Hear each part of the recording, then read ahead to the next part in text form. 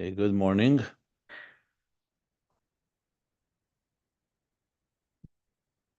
We are on page 382 of the Mittler Rebbe's Maimer discourse, which corresponds with Ayin Bey's page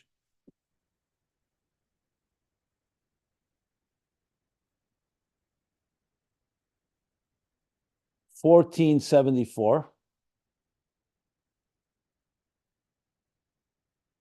where he says the following.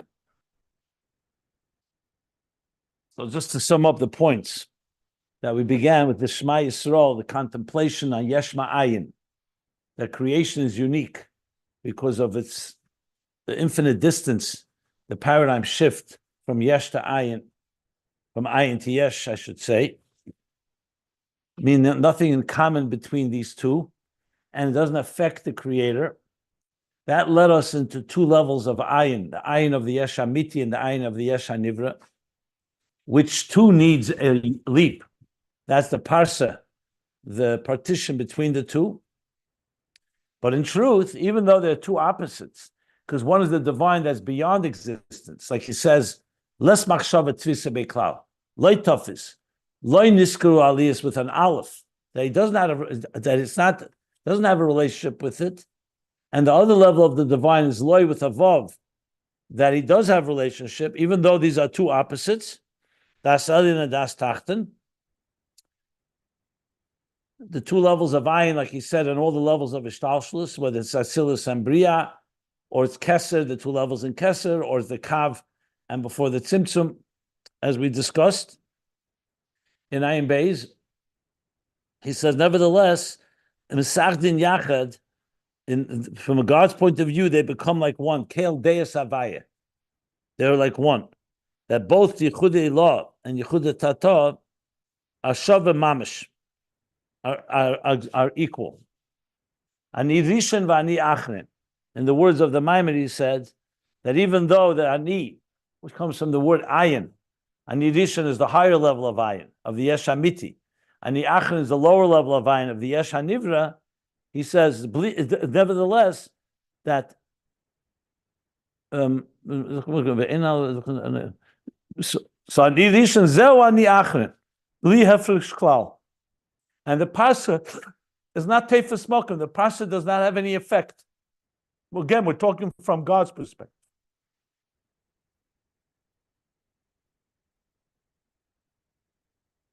Yeah. The Kamosh Shani Rishon Bizgalus Era Atzmus the Miyesh La'ayin Kach Ani Achen Ma'ayin Liyesh Bechlal Befrat. Just as I am the first in this galus of the Era Atzmi that comes from the Yesh Amiti, so too, Ani Achen, so am I the same as I become an ayin for the Yesh HaNivra. B'chlal b'frat in detail. So this is a higher level now of Yichud, in addition to Yichud Ilah, Yichud Tata, it's joining them together. We still have much more to learn about it, but that's what we've learned, and that's what we're up to at the top of page 382, which I'm going to continue reading. And then what I'd like to do is go back to the Ayin Beis and learn it inside there.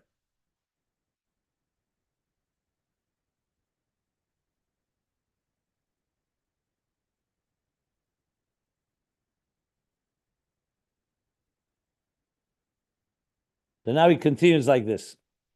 On the line 382, and the pages can be found at ayinbeis.com.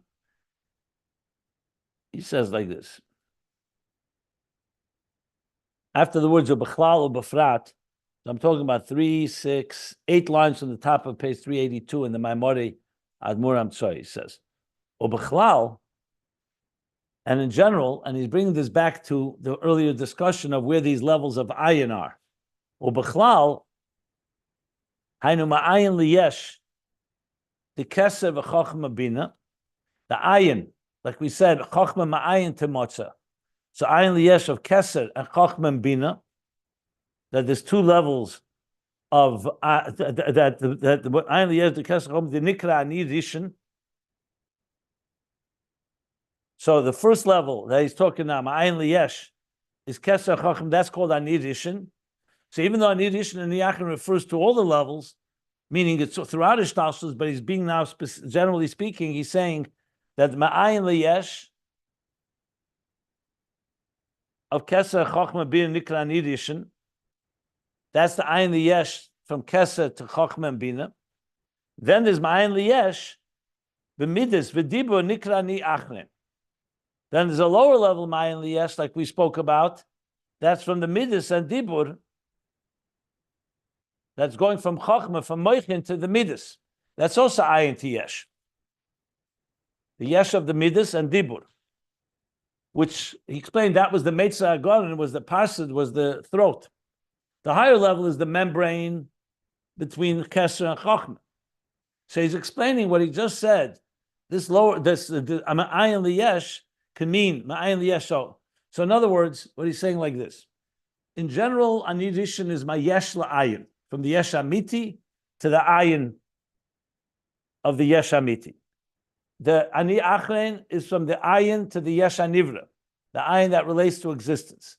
Now he's saying that Ani Rishon, Ani Achrein in general could also refer to two different levels in the Ayin Liyesh, Keser to Chochma Bina, and Chochma Bina to Midas and Dibur. Ad Malchus Asiya, Ani Achrein, until it reaches Malchus of Asiya, which is even further, goes down, it says from Midas, it goes into Malchus of Asiya. Okay. So he's just giving different applications of Ani Rishon, Ani Achrein, but in all of them, the point is that there's an equality from the higher level and the lower level. He just added a few more details based on what we learned earlier.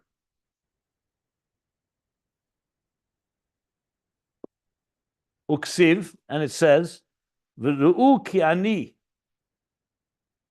anihu. V'hu. Uksiv ru'u ki ani, anihu. So the pasuk says, this is, let me see, it's in Hazinu. Let me just look it up. How he interprets it. Just give me a moment. I'm looking it up.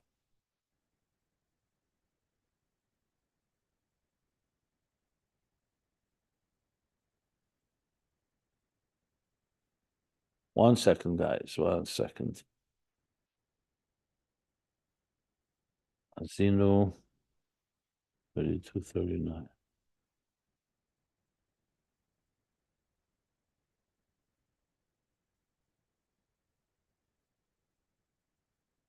Okay.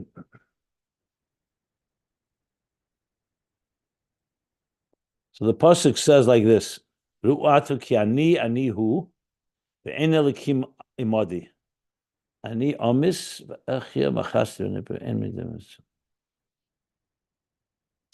So basically, the pasuk says in Hazinu like this: Ru'ata, behold now or see now, ki ani, it is I.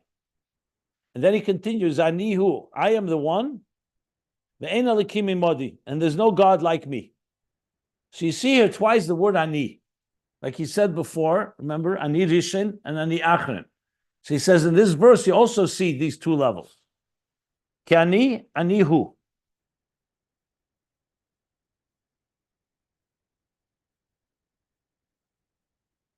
So the Rebbe is adding, I believe he's saying, Anihu, I am him, I am who, and who is Ani? What's the point? Why is he saying twice Ani? So he's saying like this. He's saying Anihu v'hu Ani. No, I didn't read it correct. No. Anihu v'hu Ani ha-violation isi klal. I'm not sure how to read it exactly, but I think he's coming to say that since Ani ha-violation isi, that God does not change, so therefore, even when he comes into another manifestation, so there's Ani, Ru'u, he says, Ki Ani, and Anihu, I am him. He's saying that even when I come into the manifestation that I relate to existence, it's still the same Ani as I was beyond existence. That's what he's saying. Ani ha-violation isi klal. Kamei atahu, Like when we say Atohu, you are him. What is that saying? He's saying it's joining together that the Gili of Ata is united gam with Hu, Bechinas Helam. Because the word Hu is like a Helam. So even when the divine energy comes into a more concealed state in order to create existence, it's still Anihu. That's what he's saying. Kani, Anihu. I am him. I am the one that is, even in the concealed state, I'm still retain the integrity of my original being. That's what he's saying here. So he's saying, Mesachnim hu b'chinas helm, shu kedim shenivra elam, shayahu shmeil bolvad. Before the world was created, it was him, who, and shmeil bolvad, miyesh la'ayin kanal. We learned before that shmoi is the gilui of the ayin of the Yeshamiti. So he's saying who, Ushmei Bolvad, means even when he was in that state. The question now is that who means here, Helam, the higher level of Helam or the lower level of Helam? I'm not so sure about that.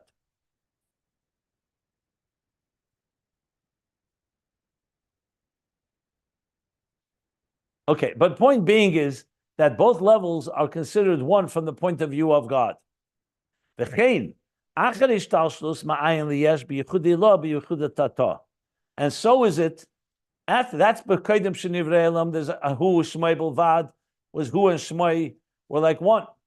Now he's saying after Ishtalshlus Ma'ayin Liyesh, once he created Ma'ayin Liyesh, the creation, so there's also the joining of Yichud Ilah, Yichud Tata. So though they come into two forms of Yichud, but from this perspective, there's a third higher level that joins them together.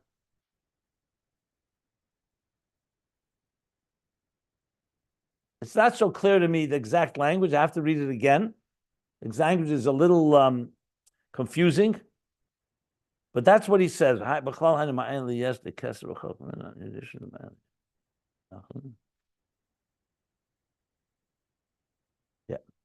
Then the Rebbe goes on. Derech Klal Yeser. First he said Derech Klal about Keser all the way to Malchus of Asiya. And in more general terms, this means Mashi Yichudi Ilah v'Yichudi Torah Shavin Mamish. That Yichudi Ilah Yichudi Torah Mamish equal. The Yichudi Ilah is Zeh B'chinas Das Elyon. Yichudi Ilah is the level of Das Elyon, the perspective from above, where we said Kamei the Kamei Mamish She'ena Elam Kamei. That Kamei Mamish in the presence of the divine, there's no room for existence, like he said. That Das Elyon, entire existence is not Tefes Malkim at all. Eina Elam Mekame. He contains the world, but the world does not contain him. Yichud Tata is the lower level. Bechinas Das Tachn, the tough is Bekul Alm. That's how the divine is contained and relates to existence. But when it comes from the divine perspective, these two levels are like equal. Vatam lekolzeh. And what is the reason for this equality? Because like the Pasuk says, Kel Deus Havaya. Havaya contains the Sevel Beza Deus Hahafchis Hanal. When you say Kel Deus Havaya, you're saying that Havaya, the Eibishter, contains both Deus. Though they're opposites from our perspective, but he contains them both. Because he's above both of them. Valkain v'loi niskanu v'loi with an aleph. That's why you have both together. That both he relates to the workings of existence, and v'loi he does not relate. Mishum, the tough is b'kula alma, because he contains all of existence. V'les machshavet the tfisa beklal, and nothing, no thought can contain him. Beis havchim ke'echad. Two opposites as one. He is both elements. V'chein, and this also applies to what the Maimer begins. Remember, Hamagbi l'sheves, Hamashpili, Kemoshi is bar. This will also explain the two statements in the verse. Hamagbi elevates l'sheves to dwell, and Hamashpili draws down lires to see. In other words, it's both beyond existence and within existence. So you have both elements together, as he mentioned before as well. The bottom of page 379.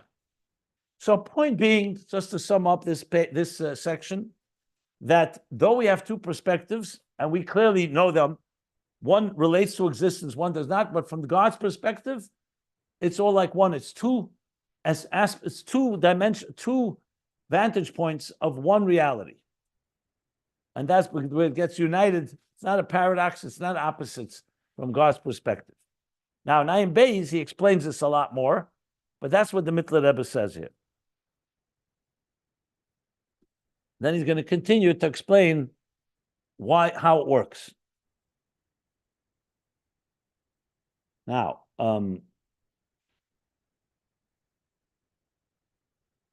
any questions? I finished the paragraph now. Any questions?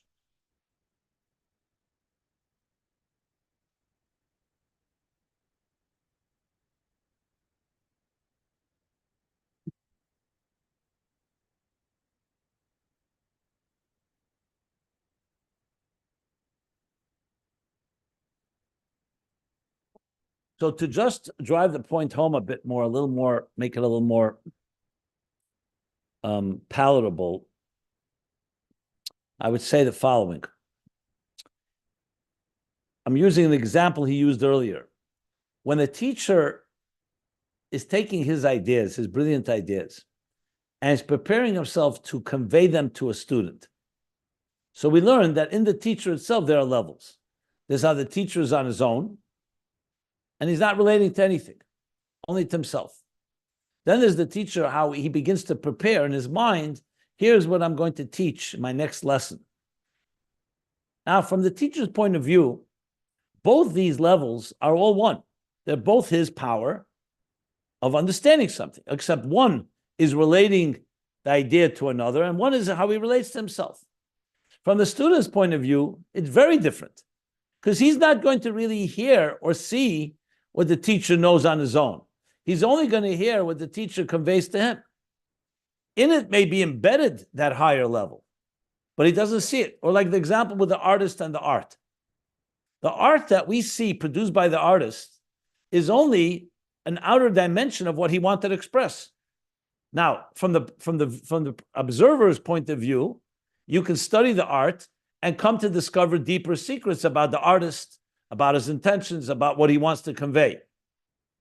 But you're never going to be in the level, I shouldn't say never, with real work you could. But initially, these are levels. The artist's point of view, everything about himself, whether he's expressing the art or he's not expressing it, is all part of his perspective, and it's all one. So even though from the perspective of the viewer, of the recipient, there are two tracks, from the perspective of the giver, of the creator, it's one, which will manifest as two.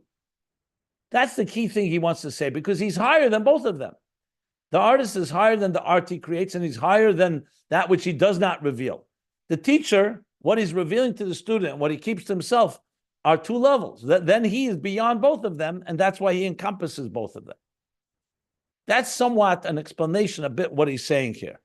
In Ayin Beis, I believe he used this example of the teacher, but I have to find it. I think it was earlier.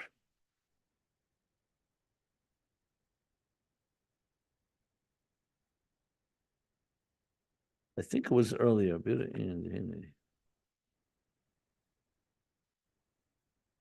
Just looking for a moment. 1 second. Does anybody want to ask anything about this?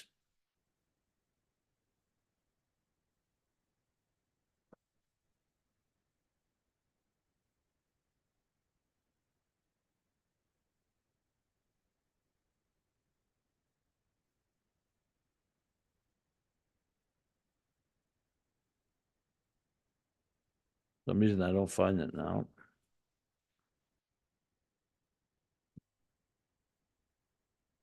Okay.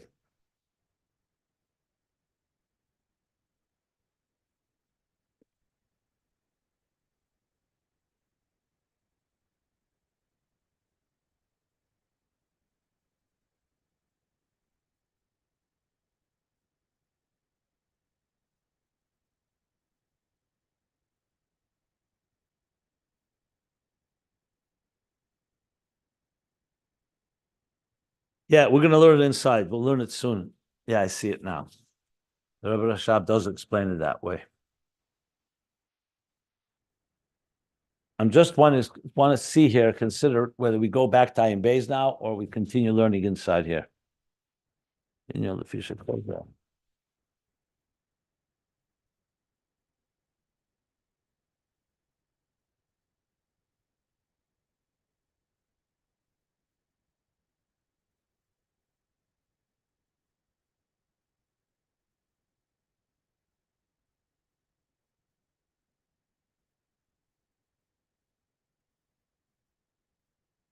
Not sure.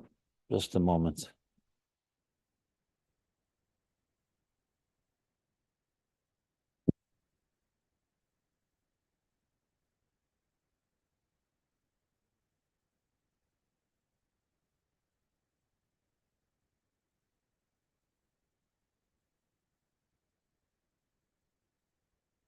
Yeah. Now let's learn the next paragraph from the Rebbe, from the Mittler Rebbe, and then we'll go to Ayin Beis and see how he explains it all.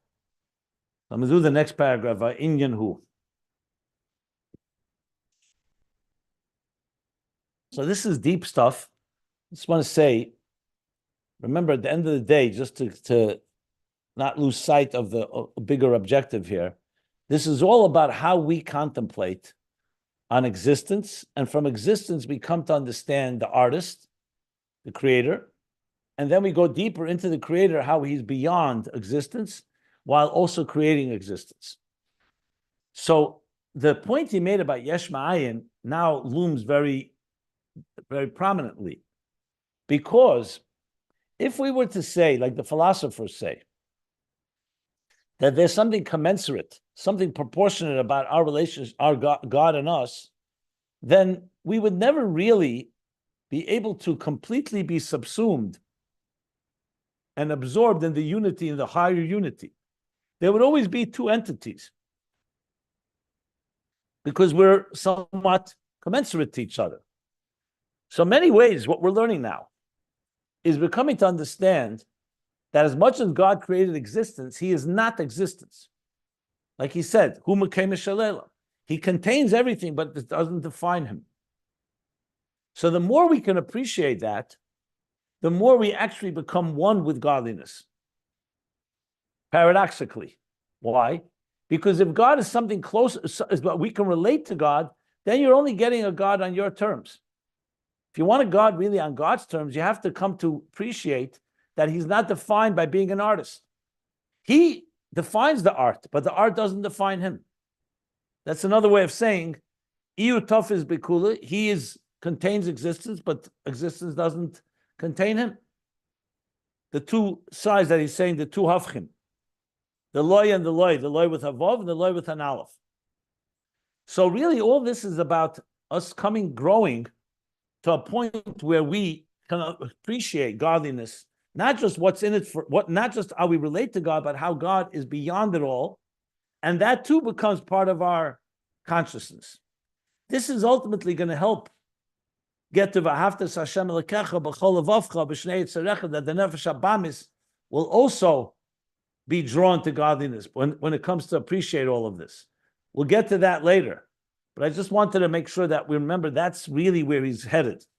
So it's essentially for us to integrate and assimilate godliness within our lives, but not just a godliness on our terms, not just a godliness beyond our terms, but one that brings both together, that the very God within us is also the God beyond us. When we say Havaya Hu Elokim, in contrast to pantheism, Spinoza's pantheism, that God is nature and nature is God. No, God is nature, but nature is not God.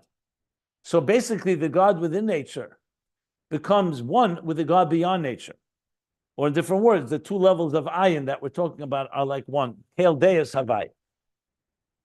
Okay, just to help round this out. Now, in the next paragraph, he's going to further explain the difference between our perspective and the perspective from above. So he says, Va'inyan hu. The inyan of this is, Lefisha kol zeh.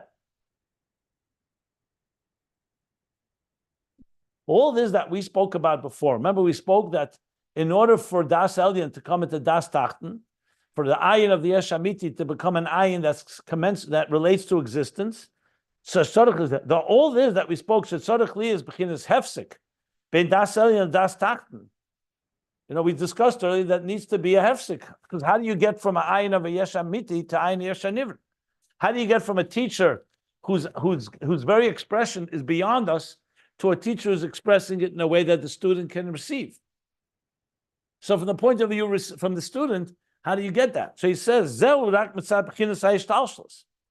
that question is only from the point of view of the structure of existence. There you have the question, how do you get from here to there? And the answer is the Parsa. You need to diffuse the light, you need to diminish it to be able to manifest within the kelim and the containers of the recipients. The kasher olaberetzeni lahaitzel ulivre. Because when it arose in his will, in God's will, to emanate and to create, so he wanted to create an existence that is an independent consciousness and senses itself as such. So he has to reveal only a reflection. He can't reveal his very essence. What is he revealing? Shmoi. That we said, Hoyahu Shmoi, his name. The Ka'ayin Cheshiva Kanal. And that level that he's revealing is like ayin. It's completely nullified compared to the source. But then, because he wants to create, he then has to take that light, that energy, and diffuse it. And then he needs to pause or interrupt it. The richuk mokim, because it's a paradigm shift to come into creation and existence. He's adding now some more words. That a little part of that core reflection, that form of divine expression, only a part of it should become the source for ishtalshus, for the structure for the cosmic order. Ma'ayin liyesh, from the ayin into the yesh. The im leikain, because if God did not do this partition, this diffusion, this separation, hayakol batul v'nichlel b'atzmus, everything would be completely encompassed and nullified, encompassed within the core. Of course, God can do anything He wants, kol yachal, but it wouldn't make any sense. How would we be able to be independent reality if the oir of the Creator is not somewhat diminished?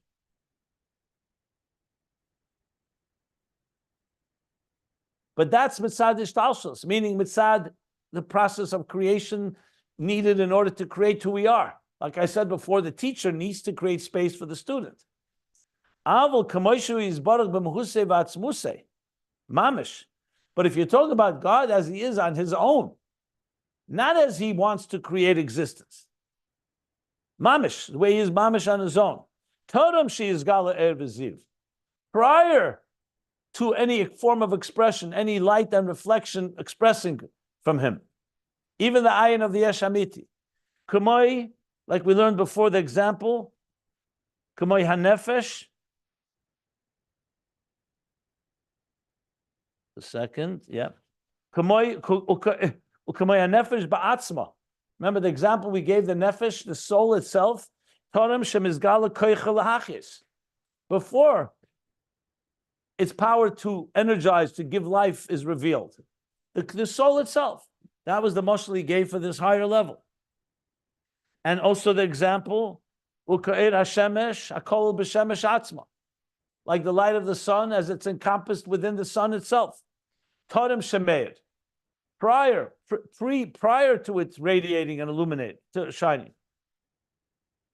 And another example he gave, U'kutanua dechaya, like the movement of an animal, shekol b'ay legamri. Before the animal is actually moving, the way the animal has that capacity is that the way he is on his own. All these examples he used before. The soul, the sun, the chai, the tzemeach, the power of tzemeach, terem shemizgala keche. Before you start seeing its ability to grow, it has the power to grow. And finally, another example, kamayonis tehem rabba, terem shenevim b'naharis. Like the springs of the deep, the inner core tahim, the innards of beneath beneath the earth, before This is they the flow. Achilles, right? What? That's the Achilles. He doesn't use the word Yechelis, so I don't want to use the word Yechelis. That's a word that is used very deliberately. I don't know if this is Yechelis or maybe lower than Yechelis. But it's basically saying is the Etzem before there's Gilui. That's what he's basically saying. The Etzem before any Gilui. Not just Gilui Luzulasa, even Gilui La'atzmei.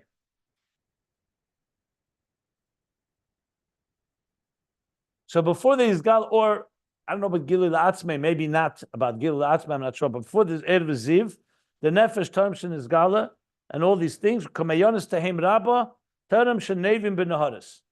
Before it starts flowing into the rivers.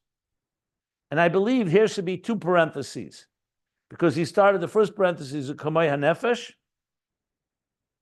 and then he went Ka'ir HaShemesh. So either the parentheses of Ka'ir HaShemesh has to be deleted, or you have to make two parentheses after the word Chulu. Because that was just the example, right?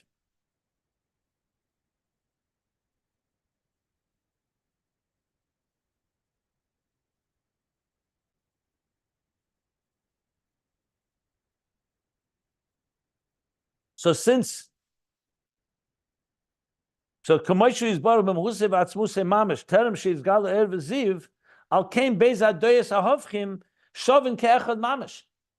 So in a shtalshlus, where you need structure and you need creation, you need independent consciousness, you need an identity, there's two levels. And there's a hefsek between them with the mosach, the parsa, the curtain and partition. But in Mehusev Atzmus, like I said before, the teacher, before he's teaching, how he is on his own, they're the beis deis hovchim, these two opposite perspectives of the ayin of the Yesh Amiti and the ayin of the Yesh Hanivra, shovin ke'echad mamish, are mamish like one, equal. They're ein hefresh, bein miyesh la'ayin, ubein ma'ayin liyesh. And there's no difference from how it goes from the yesh into the oir, and how it goes from the oir into the yesh, meaning the second level.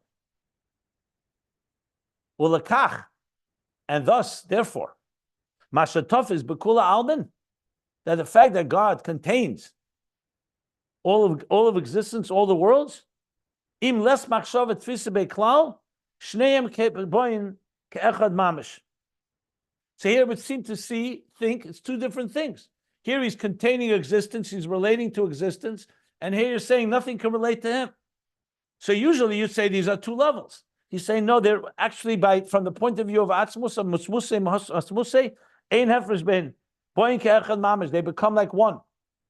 So the loy with a vav and the loy with an aleph are like one. The einim beis hovchim klal, and you don't even consider them as opposites. The im kain, and if that's the case, so and because of that, gam b'pchinas das tachten, also in das tachten, which is the das of the divine that relates to existence, shema ayin liyesh, where the ayin is going into the yesh, like you hear, afal pisha bezen nira kenitfas be'elamis, even though it appears that this energy is nitfas, is contained be'elamis within the world, you say, here, Hashem is saying, I'm relating to, I say, let there be light. Yehirakia, let there be a heaven.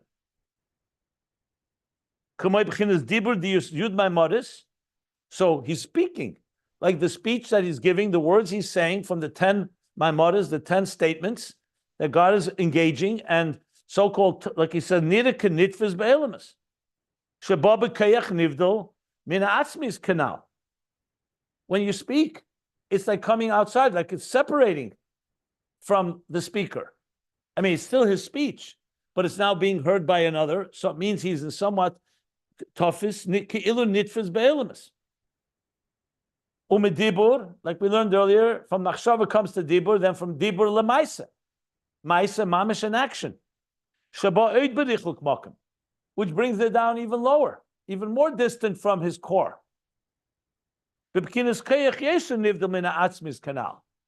Maisa is even more separate. Dibur is still, you're coming from your speech, meaning when you stop speaking, you stop speaking. Maisa becomes a separate entity, becomes something like a piece of art that you've created. Next page, 383. So you would say, based on all this, that appears like that divine energy is relating to existence. Im kol zeh, ein b'chol zeh shinui klal. No. Nevertheless, from the point of view of divine, there's no shinui at all. Nothing has changed. Kamoi b'das elyon. Kamoi koydem ha'ishtalshus. Mamish. It's exactly the same as the energy that's beyond existence. So even when God is speaking, and even when he's engaging, and even though it appears that he's contained by existence, don't be this. That's not correct. When the neshama comes into the body, we learned it's mispa'elas memikri haguf. It's affected by the pain and pleasure of the body. But the Eibishter, even when he engages and says he oyed, and even when he's creating a very specific creation in this world, fundamentally, this contemplation that we're having here comes to teach us that even if it appears that he's engaging and relating, he still remains exactly as he is in Daas Elyon, as if he's completely removed. Is it an opposite? Yes, it's two opposites. But in Atzmus, that's how it works. Because the Eibishter contains both these opposite perspectives as one, for the reason above, because he's beyond both of them. God is not defined by not relating to existence, and he's not defined by relating to existence. That's a key point. It's not like saying, oh, God is defined by, he's beyond existence. No, that's also a definition.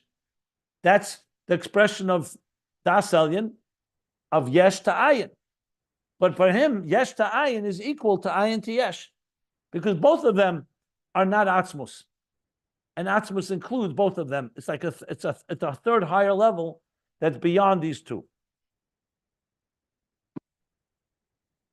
So it's a very deep and powerful level, which the Rebbe Rashab is going to elaborate upon. We learned it already, but I think we'll appreciate it more now. Once we learned it with through the Mittler Rebbe, we'll see how the Rebbe Rashab explains it. And that is what led us back here. If you remember, we finished Ayin Beis with this, and that led us back to Teira Shalom, and then the Maamorim that we've learned. But this is, when you compare this to the Alter Rebbe's original Maimer, you don't see any of this level, these levels. There he just speaks briefly that the Yichud, that the Eibishter's, we'll look inside the Alter Rebbe later, but doesn't elaborate at all in this level, this way. Ubederach klal, let's finish the paragraph. Ubederach klal, and in general, gam beis yichudim, the yichudi lo v'yichudi tata. Also, these two unifications we're talking about, the higher unity, where it's completely nullified, bitl mitzias, the lower unity, like bitl yesh, afal pisha babi ishtalshlus, even though those two levels of yichud come into ishtalshlus, the b'chinas chachma bina umidas, the dibur umaisa.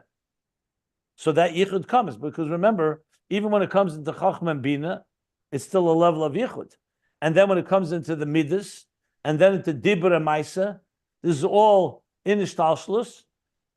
So he says, ayidei b'chinas tzimtzum de parsa, through the tzimtzum and parsa that we spoke about, of the parsa, the diminishment, the concealment of the partition, ben keser lechachma, between keser and chachma, the different partitions he spoke about. Ben keser lechachma ad malchus d'asiya, all the way down to malchus of asiya. So he says, misyachid kulim ba'atzmis erein baruch hu mamish. So he's saying now that we just spoke from the level of Atzmus. Based on that, all these Yechudim, even as they come down and manifest in existence, they really are all united in Atzmus erein baruch mamish, k'mo she'yikodim she'olah b'ritzeinei ha'poshet, as it was before it even arose in his seamless and shapeless desire, lahaitzel livre. So even as it comes into existence, it's all one with the way it is before he even arose to create all of this. B'li shinui klal uklal, without any shift, without any change at all.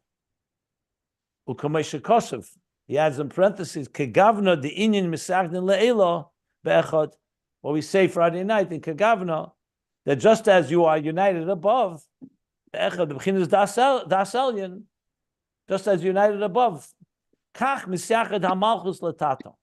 So too is the union of Malchus below, equating both unions as one, which is another. In other words, he's explaining it like he explained before. Ani rishon, ani achrin, ani hu.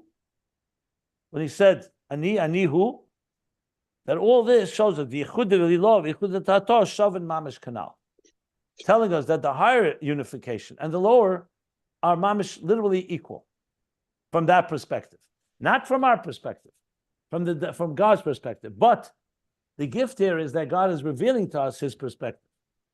That's interesting. In other words, we don't, even though our perspective sees two different levels, but God is revealing to us how He sees it. And ultimately, it means we can reach, to some extent, to understand it that way as well. That's why we're learning it. Do we get there and on Yom Kippur? Does that part of our soul experience that? Nothing is automatic. If you work on it, you can get to some extent there. It's all about our work. According to this, you can get there every day in Shema. Right. So this comes down to every one of us, depending on our effort. I think to some extent, every person can find 3 steps in their so-called understanding the higher unity, the lower unity, the higher unity, and then the combination. This really comes down to what I always say. This is not an intellectual exercise. This comes down to our avodah. Each of us have our levels of how much we experience this type of unity. Let's put it this way. If you can reach a state of being in the zone of complete, seamless feeling that there's no sense of ego and no sense of self, that all you are is just an extension of a higher reality, you're getting closer to that level. Now, that takes work. That takes a certain type of contemplation. It takes effort. And even then, you don't always have that level of epiphany or awareness. So it really comes down to how do we translate this in Avodah, is how to look at Yehuda Tata would be more recognizing and thanking the divine that relates to you, like when you say a blessing, thank you for giving me sustenance, or meaning for feeding me and so on. Then Yechudi law would be a level where you relate to the divine that's beyond existence, like that he's not even an artist, he's beyond the art, and then coming a point where both are equal. So that comes down to how much we can understand and relate and assimilate this into ourselves. Yom Kippur is the most conducive day, obviously, to reach the highest levels of such unity. Yechida, you come to Yechida. But in concept, the truth is it's always accessible. The question is how difficult and how much work is needed. So of course, Yom Kippur is the high point, especially at the end of Yom Kippur when we say Hashem Elokim and Shema Yisrael. The Shema Yisrael of Yom Kippur is different than the Shema that we say every day, obviously, because you also have that energy of Yom Kippur. But bottom line is all this is about higher states of consciousness. He's really breaking it into 3 levels: the lower unity, higher, and the joining of the two. From the point of view of Muhusav Atzmus, from God's point of view, these two can be joined, is what he's saying right here. Thank you, Rabbi. Coming back to the same question, let's talk about Yehudot Tator from the perspective that the way that Hashem is seeing it. It's nothing is in the way that we, creation, are seeing it. But the way that Hashem is seeing it, He knows, I don't know how to say it, that there are creations that are seeing in a different way. What does it mean? What does it mean in Him? What is this creation? That's why I keep saying that it's Beis Hofchim Yachad. You can't relate to, a human being can't understand 2 opposites at once. Either he relates to existence or he doesn't relate to existence, right? That's what you're asking. So, like he says, Shebezen nida kenitfes be'elemis, and yet, ein b'chol zeh shinui klal. It's not that way. So what you're asking is how does a human mind going to understand the joining of such such paradoxes, that he is engaging and relates at the same time doesn't relate? No, that's not my question. My question is about Hashem, not the human mind. No, but you're asking with the human mind to understand Hashem that's beyond the human mind. That's what you're asking. Your question is No, coming from the human mind, trying to understand how does Hashem have these two as one? No? what is by Because did you hear Hashem? what I just said?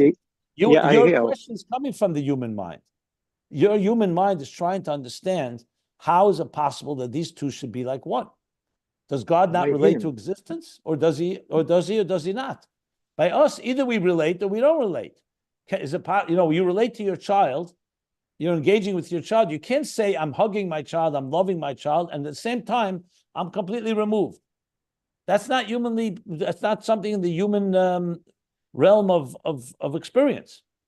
But with God, he says that's how it works. So you're asking how. So I'm saying that's exactly the point, that we are not God. That's why we find it hard to understand. But by him, less machshavet tfisa beklal, and tofis bekula almin is like one. That's what I mean to say, that you're trying to understand this paradox. I'm trying to understand what is creation by God. I just told you, you'll never understand the paradox because you're not God. Your question is based on two perspectives: existence, and if God is engaging with existence, then he's engaging with existence. Anyway, all I can say is this requires a lifetime of work. If you remember, I especially taught the Teda Shalom. The Teda Shalom, he said these words: Ados yedos usenivdos. That's what he said. It exists and it doesn't exist. That's how God sees it. It exists and does not exist at once. Look, it takes a long time to come to integrate that. But that's what he's saying. So I would suggest the following. That's what he says. Now you have to figure out, how am I going to wrap my head around that? So that's where you have to work hard to come to a point where something can be and not be at the same time, which is like what I said before, when you're in the zone, you can be completely immersed in something and not be conscious of it at all. You can be completely in something and not be nitfis by it, not be contained or defined by it. You understand that God can create existence and not be defined by existence? That you understand?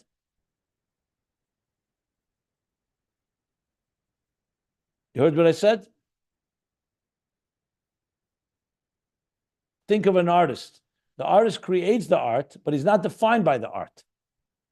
If you could understand that, that's the beginning of getting to that place. He creates it. Every detail of the art was created by the artist, but he's not defined by it because he has far more about him that beyond being an artist. So each one of us has to figure out how to explain the definitions of existence while also understanding that which is beyond definition. Just for the record, quantum mechanics is helpful because it is also very counterintuitive.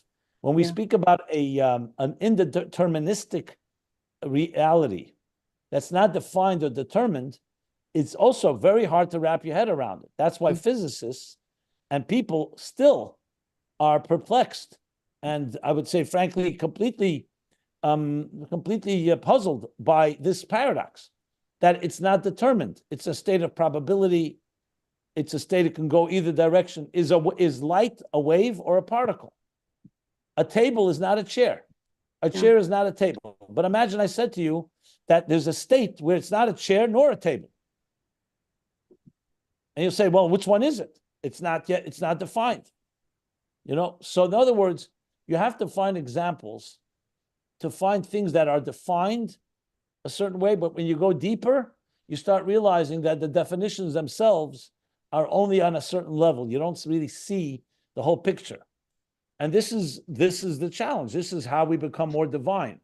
The more we can contemplate on this yichud, the more we experience and can relate to godliness.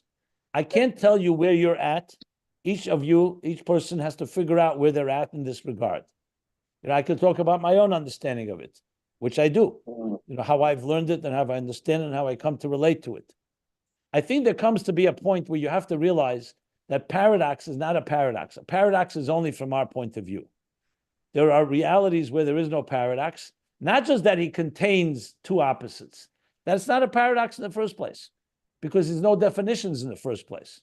So it's a state of non-definition that in turn chooses to go into a state of definition, And even as he chooses to go into a state of definition, he remains undefined.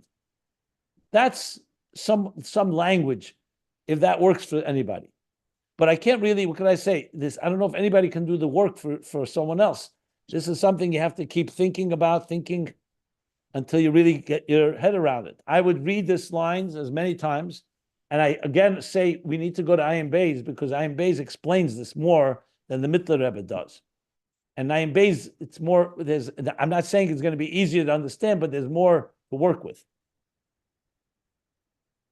So my goal is to stop here now, and then next class to go talk at Ayin Beis at the bottom of page, middle of page 1474, and maybe even till the end. I don't know. I have to check.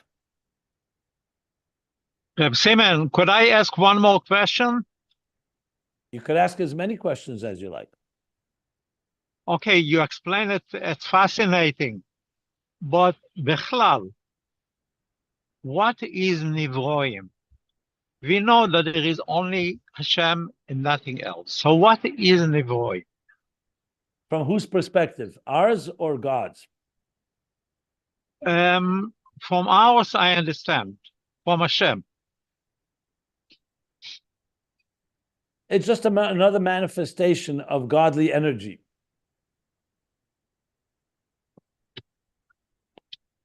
Which is one and equal to any other form of energy. That's my one-line answer. Just like there's many ways.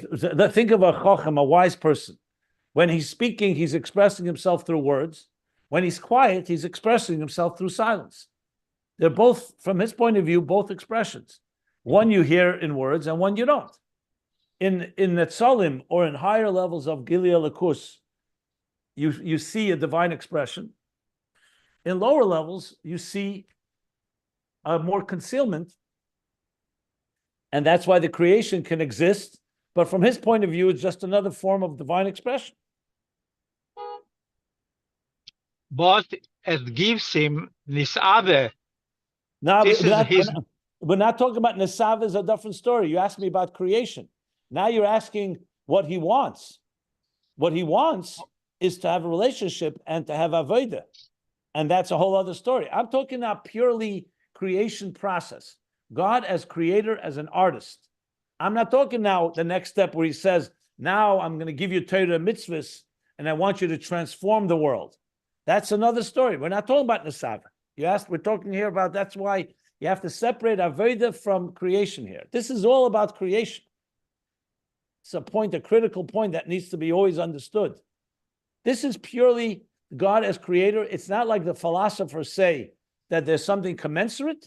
You're talking about something completely beyond that chose to manifest first Gili of Yesh to Ayin, and then Ayin to Yesh. And in essence, it's all really one from his point of view. Creation. Then comes a whole other story. Why did God create it? So he told us, I want you to go into this world of Nivroim, where you see yourself as an independent consciousness, and I want you to reconnect with me. That you should see it the way I see it. And that's my desire. In that context, the Eibishter chose to want to have a relationship. But that doesn't make the Eibishter necessarily more defined by us.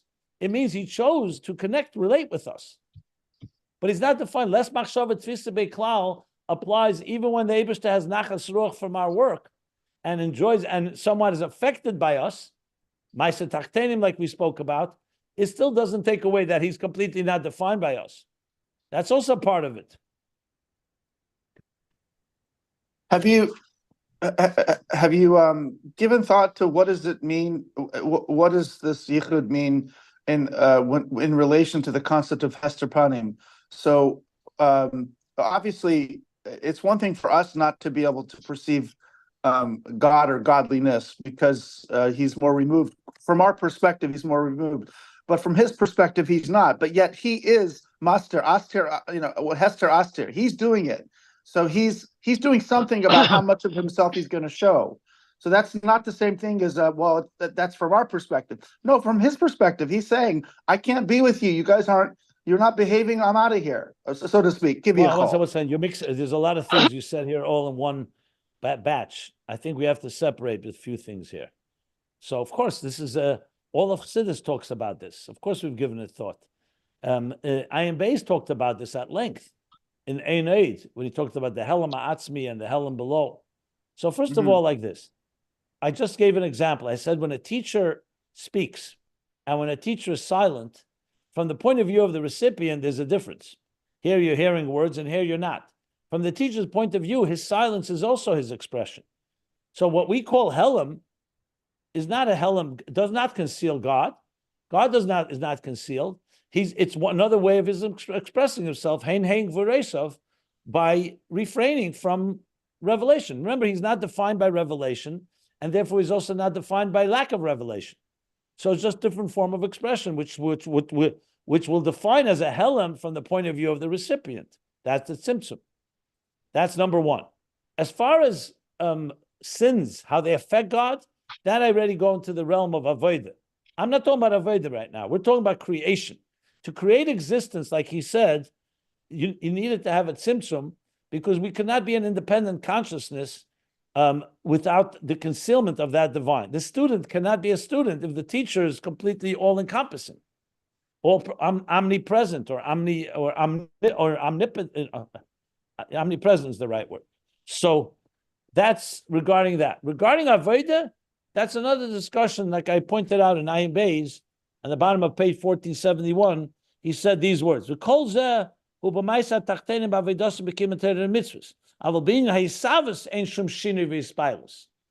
you read 4 or 5 lines, I pointed out several times this point. So I would stay away from avodah right now. It'll just confuse matters. We're still talking about creator and creation. In contrast to the philosophers or others, the infinite distance is so infinite that God is as distant from existence as he is from non-existence. You want to put it another way.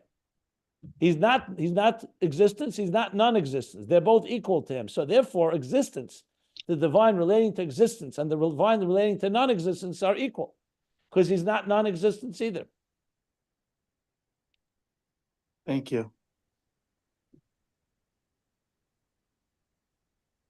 Yeah. So from our perspective, if you're going to relate, if you're going to, how shall I say, use the muscle of quantum mechanics and these indeterministic states, like, is it spinning leftward or rightward?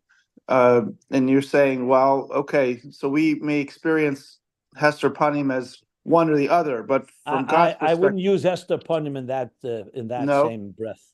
No, because first of all, Hester Panim is not used anywhere in these Maamorei. So you're bringing an expression that is in your mind, but it's not anywhere here.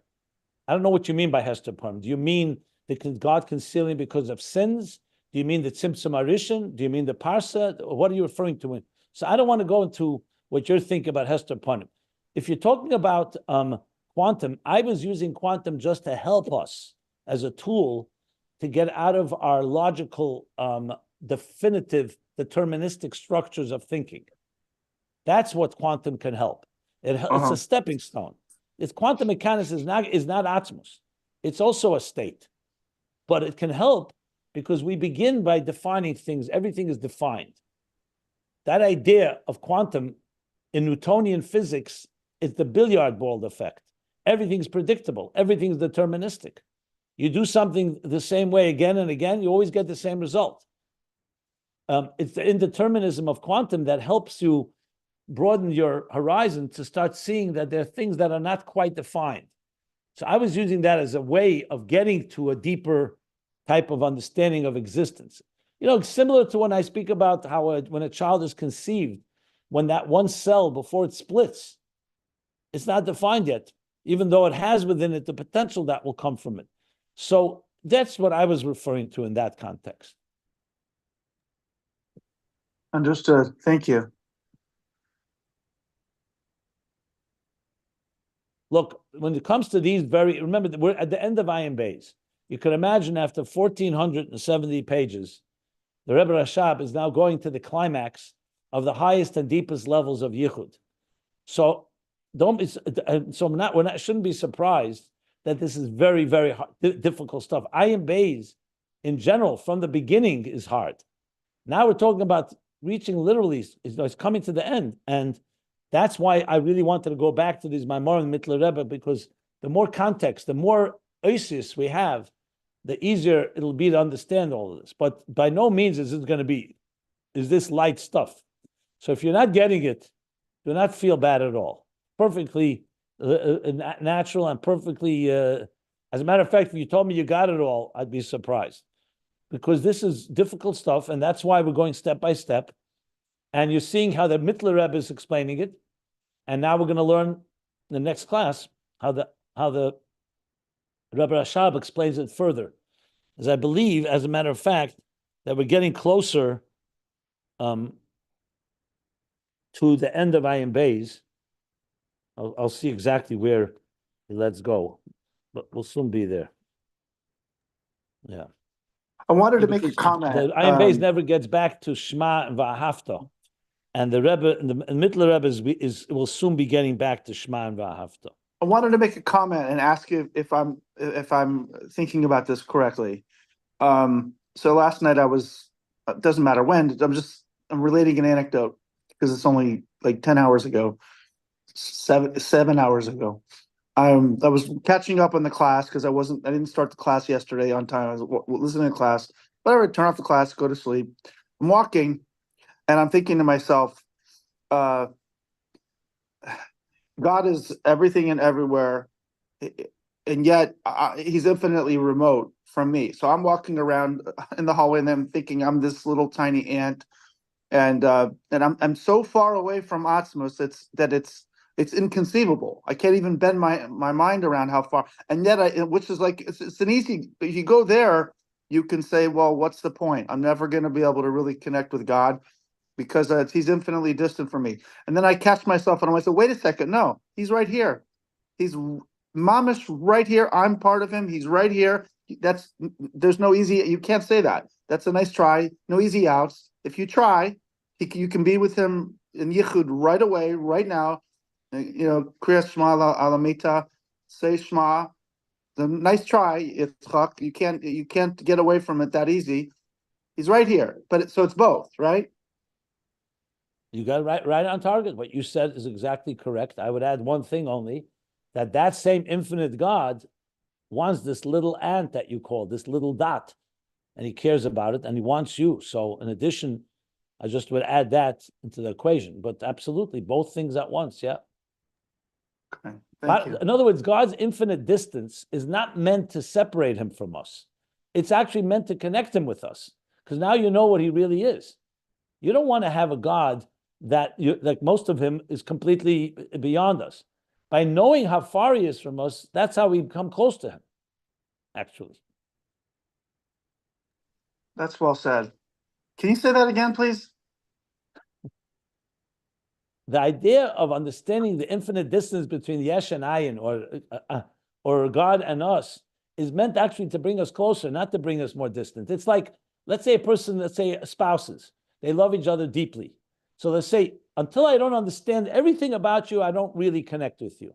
That's not true. It's the exact opposite.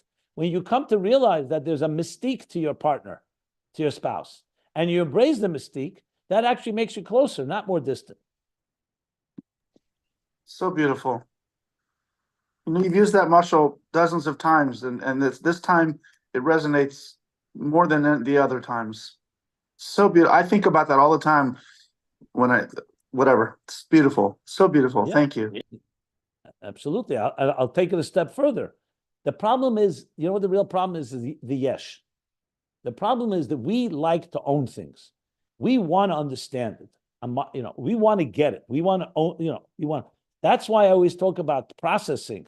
We want to process it. We want to understand. Sometimes that works against us.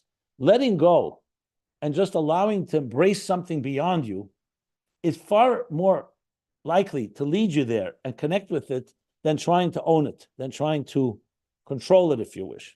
But we live in a world of control. We live in a world where dominance, where we feel if we don't acquire it, we don't own it. And Chassidus has come to teach us that you have to take your yesh and turn it into an ayin in order for the ayin to connect to the yesh amiti. Reversing the process. Let take go. The ani and turn the ani into an ayin. Let's put it that way. Beautiful. Well, you're on a roll, Dave. That's so beautiful. That's so, oh, love that. Okay. Maybe it's because your Krishma Shalamita contemplation last night opened you up to this. God, hopefully, well, I had a little help from a good teacher. Well, look, it's this is where what we're talking now is where experience comes into play. That, you know, there's one thing reading all this philosophically, and then there's applying it to really begin to sense or experience it.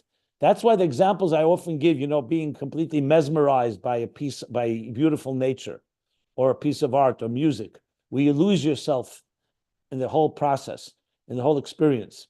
These are examples of really becoming absorbed in some form of yichud, where there's no subject and object. The subject and object melt into one.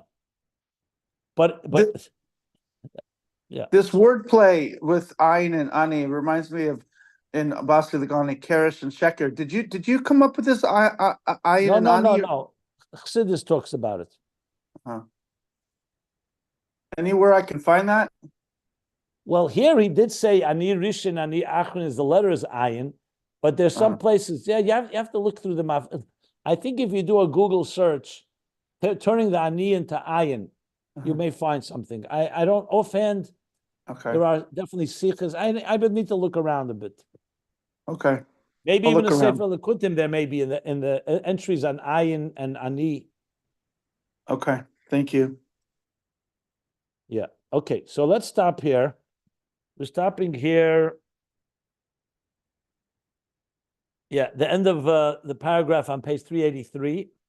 I have to read this to see whether we'll read more in Mittler Rebbe or we move to Ayin Beis. But I'll weigh that when I look at it more in depth here. Yeah. Okay.